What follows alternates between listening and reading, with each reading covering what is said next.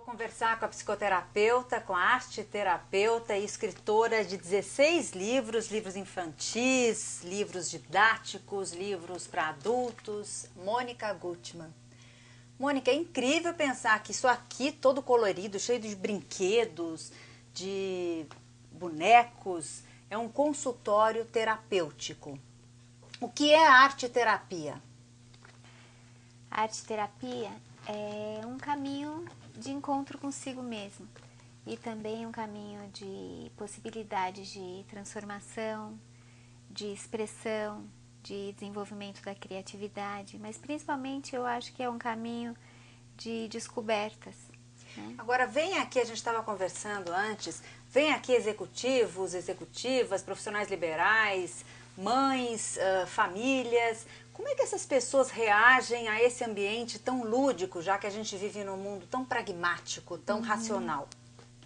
Olha, as pessoas quando entram na minha sala, principalmente os adultos, né, entram aqui, enxergam esses bonecos, cores, e falam assim, puxa, mas você só atende criança? Aí eu falo, eu atendo crianças, né, criança de 5 a 80 anos, né, porque no fundo o trabalho que a gente faz de libertação é da criança que a gente foi e que a gente traz até hoje dentro da gente, né? Aquela criança que foi reprimida, que foi muito cobrada, que foi abusada, que foi negada, que não foi ouvida, né? Então, no fundo, os adultos que chegam na terapia, chegam trazendo essa criança. Mas eles não têm uma certa resistência, Mônica, por exemplo, principalmente homens ou mulheres que às vezes a gente quer se proteger através da racionalidade, da praticidade. Não há uma resistência quando você fala, ai, olha, brinca com esse boneco aqui que ele tem um nome. Como é que ele chama esse aqui? Esse é o Mágico Artista, do meu livro A Lata de Sentimentos. Que ele transforma os sentimentos, não é isso? No livro, na história, ele transforma sentimentos difíceis, né, como medo, angústia, raiva, em sentimentos mais amplos, né? Mas como é que um adulto, esse tipo de adulto que eu estou te falando, que é a maior parte de nós, lida com um boneco?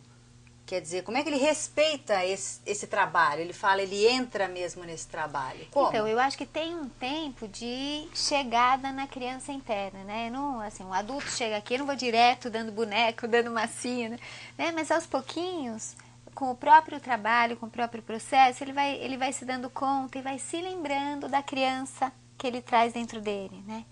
E aí essa criança, ela aceita, às vezes, trabalhar com boneco, dialogar com boneco, fazer uma pintura. Quer dizer, a pessoa regride um pouquinho, quer dizer, ela volta a ser aquela criança, ela localiza dentro dela aquela criança que ela foi? Eu diria isso, ela localiza, e ela localiza a criança a partir de situações atuais mesmo, né? Então ela vai lembrando, puxa vida, por exemplo, ontem atendi um homem, né, de 50 anos que tem um filho, que é uma criança, e aí ele se deu conta de que com o filho a criança dele se manifesta, né? Ele não tinha se dado conta, então de repente ele entra em discussões de igual para igual, sem se dar conta, né? Faz brigas de poder. A quantidade de pais que tem brigas de poder, né, de igual para igual com seus filhos, né, que é uma regressão. Agora, né? E traumas? Quais são os traumas mais comuns que você atende aqui? Falta de autoestima, o que? A perda, seja por luto, seja por separações, perda de objetivo na vida. Como é que isso, dá um exemplo pra gente entender, né? Tô vendo aqui a mamusca. Como é que se trabalha isso com essas ferramentas, Mônica? Então, por exemplo, a mamusca eu gosto muito de trabalhar porque ela tem várias bonequinhas dentro dela, né? Então, desde a autoestima, né? Tem aquela que pequenininha. Você vai tirando. Em contrapose eu vou tirando, né? Ops, ela é barulhenta. E tem várias até chegar na pequenininha, mas então dá para trabalhar a autoestima, as pessoas que existem dentro de cada um. Quer dizer, temos vários personagens dentro da gente, né? A quantidade de vozes que a gente escutou durante a vida, né? Que nos habitam. E a gente né? traz no dia a dia da gente, quer dizer, se a gente não trabalhar, não encarar isso que você chama como sombra, que são os nossos traumas, os complexos, isso pode travar a vida da gente profissionalmente, emocionalmente? Por exemplo?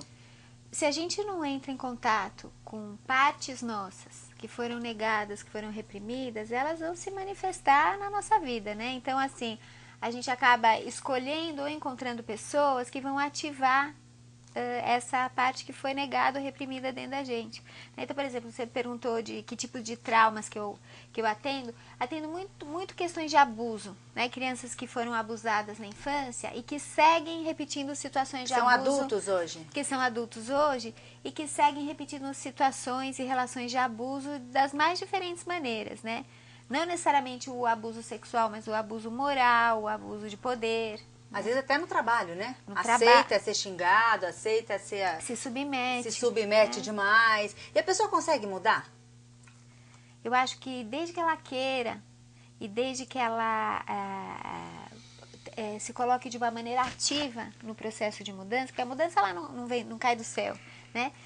Um processo de mudança exige humildade primeiro, exige consciência, e exige vontade, né? Quer dizer, eu preciso fazer o meu movimento, a minha ação.